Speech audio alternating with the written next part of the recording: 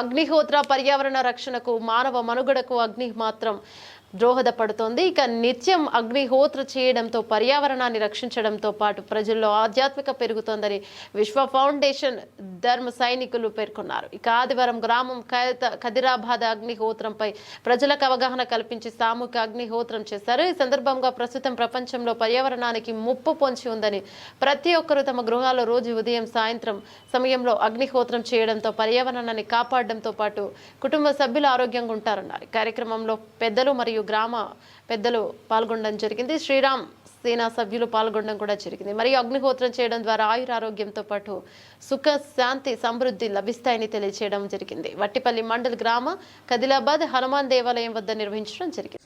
మొదటి భాగాన్ని కుడి చేత్తో తీసుకొని నేను చెప్పినప్పుడు 10 నుంచి కౌంట్ చేస్తాను. అప్పుడు 1 అనగానే మీరు స్వాహా ఇవ్వండి.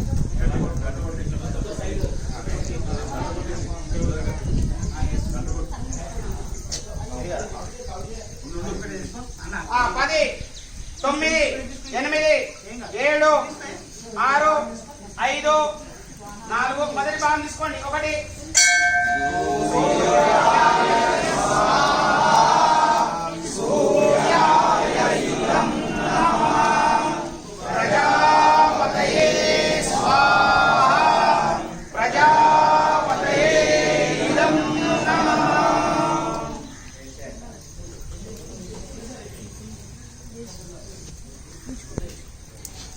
ఏం విధిగా ఏం విధేయకం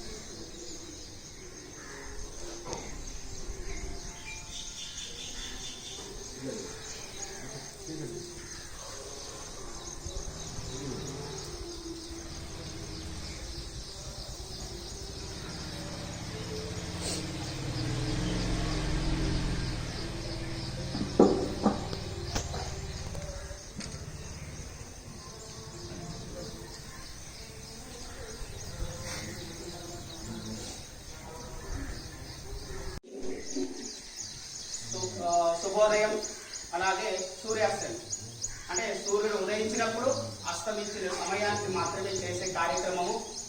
ఈ కార్యక్రమంకి విచ్చేసిన ప్రతి ఒక్కరికి ధన్యవాదాలు తెలుపుతున్నాను. అలాగే దీని గురించి వివరించడానికి మన విశ్వ ఫౌండేషన్ నుంచి గత 20 సంవత్సరాల నుంచి 30 సంవత్సరాల నుంచి దీన్ని నిత్యం అంటే ఉదయం సాయంత్రం అగ్నిహోత్రం చేస్తూ దాని గురించి అనుభవాలు తెలుసుకొని దాని ద్వారా మానవ మానవునికి ఏ రకంగా ఉపయోగపడుతుంది, అలాగే మన సమాజానికి ఏ రకంగా ఉపయోగపడుతుంది, అలాగే మనం తింటున్న పదార్థాలకు ఏ రకంగా ఉపయోగపడుతుంది, మనం ఈరోజు ఇంత మానసికంగా ఎంత బాధపడుతున్నామో దానికి ఏ రకంగా ఉపయోగపడుతుంది అనేది వివరించడానికి ఇక్కడికి విచ్చేసిన విశ్వ ఫౌండేషన్ వాలంటీర్స్ గత 30 సంవత్సరాల నుంచి చేస్తున్న వాళ్ళ అనుభవాలు అలాగే దీని ప్రయోజనాలను చెప్తారు. మొదటిగా మన శంకర్ గారు అనేది గత 30 సంవత్సరాల నుంచి దీన్ని అభివృద్ధి చేస్తున్నారు. ఇది ఎక్కడి నుంచి ప్రారంభమైంది అనేది వారు వివరిస్తారు. ఇది మన పూర్వీకులు అనమాట. సృష్టి ఆరంభం నుంచి ఇది ఉంది. ఋగ్వేదం చూసుకుంటే అనమాట 25% అగ్నిగుల గురించి కాలం ఉంది. దీంట్లో ఇప్పుడే కేశ ఆదేశ కేశ ఉపదేశ కేశ అనువాదం ఏవం అనువాదం ఏవం ఉపాసన అంటే పరమేశ్వరుడు అనమాట నీకు ఆదేశం కానీ ఉపాసన కానీ అన్ని ఇది సర్వం ఇదే అని చెప్పి ఋగ్వేదం చెప్పబడుతుంది. సృష్టి ఆరంభం నుంచి ఇదే జరుగుతూ ఉంది. తర్వాత ఋషులు దీన్ని ఆచరించారు. తర్వాత రాజుల వారికి వచ్చింది, కాస్త ప్రజల వారికి వచ్చినప్పుడు కాస్త దీనికి కొద్దిగా విడివిడి జ్ఞానం వల్ల ఒకటే కూడా దానికి ఆపదగలిగించారు. దానికి గౌతమ బుద్ధుడు వచ్చినప్పుడు దాన్ని ఆపేయడం జరిగింది. హింస ప్రభావం ఎక్కడ జరిగింది అంటే బియ్యం అన్నమాట హత్య చేయాలి అంటే హత్య అంటే బియ్యం, హత్య అంటే వ్యాఖ్యం తీసుకున్నాం. దాన్ని హింస చేయడం మొదలుపెట్టడానికి అనమాట గౌతమ బుద్ధుడు అనమాట యజ్ఞం పేరు మీద హింస విపరీతంగా జరుగుతుంది కాబట్టి దాన్ని ఆపించండి. ఎప్పుడు 25 సంవత్సరాల పూర్వం దాన్ని ఆపించండి. తర్వాత మీకు అందరూ తెలుసు గంగాపూర్ అంటే మీకు అందరికీ తెలుసు. లక్ష్మీ నరసింహ సంపూర్ణ దత్తావతారం ఆయన కూడా గంగాపూర్ నుంచి అన్నమాట. అక్కడి నుంచి ఒక 500 సంవత్సరాల పూర్వం అనమాట. అక్కడి నుంచి అన్నమాట అక్కడ లేడు గంగాపూర్, చాలా మందికి తెలుసుకోలేదన్నమాట. అక్కడి నుంచి బయలుదేరి శ్రీశైలం అడవులు అనమాట. అక్కడ తపస్సు అన్నమాట చేయడం జరుగుతుంది. ఒక 300 సంవత్సరాలు అక్కడ తపస్సు చేసుకుంటూ వాల్మీకి అనమాట ఆయన మొత్తం పుట్ట వెళ్ళిపోతుంది. అక్కడ అనమాట అక్కడ ఆనవాళ్ళు కూడా అక్కడ లతలు వృక్షాలు పుట్టే గుడి కట్టుకున్నాయి అనమాట. కొన్ని రోజుల తర్వాత అనమాట వాళ్ళ సమయం ఆసమైందేమో ఒక చెంచూరు అడిగి ఉంటారు కదా, వాళ్ళు కట్టెలు కొట్టడానికి రావడం జరిగి కట్టెలు కొట్టడం చిత్రైపోయి ఆ పుట్ట మీద పడుతుంది. అక్కడ అన్నమాట దాన్ని రక్తం చెందుతుంది. అక్కడ విడుదల చేసేందుకు ఆజాను పోవడం ఆయన వెళ్ళడానికి ఆ వ్యక్తికి మంచి స్థితిలో కోల్పోతాడు. తర్వాత ఆయన ఆశీర్వాదం చేసి భారతదేశం అనమాట అన్ని చోట్ల తిరుగుతూ అనమాట అక్కలకోట అనమాట 1850 అక్కలకోట ప్రకటన అవుతాడు. అప్పటి నుంచి కూడా అనేకమైన వీరులు అక్కడ చూపిస్తాడు. 22 సంవత్సరాలు తర్వాత ఆయన ప్రియ శిష్యుడు బాలప్ప మహారాజ్ గారికి కూడా ఆజ్ఞాపిస్తాడు. సూర్యుడు చంద్రుడు ఉన్నన్ని రోజు ఈ యొక్క ధర్మం ఉండాలి. సమస్త ప్రాణులు సుఖమయ జీవనం గడపడానికి ఈశ్వరుడు యొక్క అవతారం జరుగుతుంది. దీని ఒక గృహమందిర నిర్మాణం చేయాలని చెప్పి ఆయనకు ఏకముఖి రుద్రాక్ష, పాదుకలు, వస్త్రాలు ఇవన్నీ ఇచ్చి అనమాట ఆయన అనమాట సమాధి తీసుకుంటాడు. ఎక్కడ అనమాట విడంబరం కానీ గురుమూలం కానీ ఎక్కడ ఆయన శరీరం వదిలేదు. అక్కడ కోట్ల అనమాట ఆయన అనమాట శరీరం వదిలి సంపూర్ణ దత్త అవతారం. తర్వాత బాలప్ప మహారాజ్ తర్వాత కూడా ఆయన తర్వాత గంగాధర మహారాజ్ 4వ శిఖర పురుషుడు కూడా గజానన మహారాజ్ గారికి అనమాట వాళ్ళ స్వయం గురువు అనమాట గ్రాడ్యుయేట్ అవుతారు. భగవాన్ పరశురాములు గారు అనమాట వచ్చి ప్రత్యేకమై గురుమందిరులు అనమాట ఒక 4 శునకాలు అనమాట ఒక విషయం చూపిస్తారు అనమాట. శునకాలు ఎలాంటి పరిస్థితులు ఉన్నాయంటే చాలా తీరా స్థితిలో ఉన్నాయి. అంటే అవి నిలబడలేకపోతుంది. గట్టి కామెరా శివుడితో కాకా ఉంది అంటే దాంట్లో ప్రాణం ఉందా, ఎప్పుడో మేమే ఉండొచ్చు కానీ ఎప్పుడో సరే దాని ప్రాణం కూడా వదలొచ్చు. అలాంటి పరిస్థితి ఉంది అనమాట.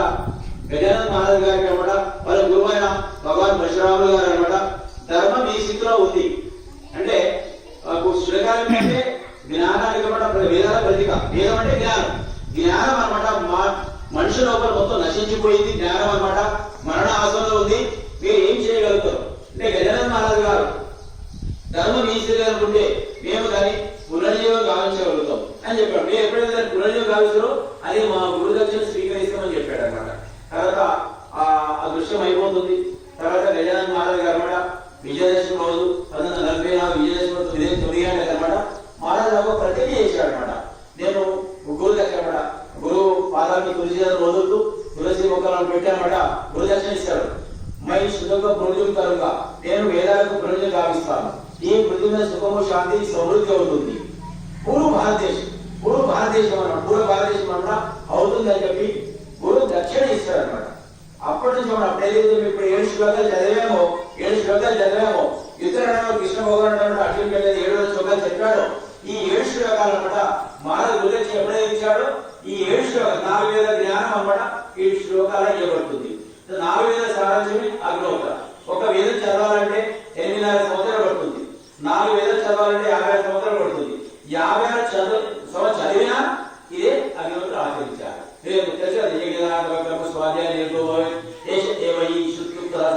ఇది సనాతన ధర్మం. 4 వేల జ్ఞానాన్ని ఇది అగ్నిహోత్రం. అప్పుడు గజానన మహారాజు కూడా ఈ అగ్నిహోత్రం అనమాట సృష్టి కొత్త నిర్మాణం అన్నట్టు గావించుకోవచ్చు. ప్రజల్లో ఏదైతే జ్ఞానం నశించిందో దాన్ని మళ్ళీ మేలుకొనుకోవచ్చు. దేనివల్ల? ప్రవచనం చెప్పడం వల్ల కాదు, గ్రంథాలు చదవడం వల్ల కాదు. 4 వేల చెప్పబడుతుందో ఆ అగ్నిహోత్రం చేయడం వల్ల మనకనమాట మన జ్ఞానం పెరుగుతుంది, సంస్కారం వస్తుంది, సృష్టి కొత్త నిర్మాణం జరుగుతుంది, ఈ భూసంపద పెరుగుతుంది అని దీనివల్ల జరుగుతుంది చెప్పి గజానన మహారాజు కాబట్టి ఈ అగ్నిహోత్రం అనమాట మళ్ళీ అందరికీ అనమాట ఇంప్లిమెంట్ జరిగింది. అప్పటి నుంచి అక్కలకోట నుంచి ఈ అగ్నిహోత్ర ప్రపంచవ్యాప్తంగా వ్యాపిస్తుంది. ఈ రోజు మన దేశమే కాకుండా 72 దేశాలు ఆచరిస్తున్నాం. 72 దేశాలు ఆచరించి హ్యాపీనెస్ ఆనందం అనమాట పొందగలుగుతున్నాడు. ఆనందం అనమాట ఇప్పుడు మార్కెట్ ఎక్కడ దొరికేది కాదు. ఆనందం అనమాట డబ్బులు ఇచ్చిన చాలా మంది ఉన్నారు. కానీ ఆనందం ఎక్కడ దొరుకుతుంది? ధర్మాన్ని ఆచరించే వల్ల సుఖము, శాంతి, సమృద్ధి మనకు లభిస్తుంది. సమృద్ధి అంటే మీకు అన్ని ఉందంటే సమృద్ధి అంటే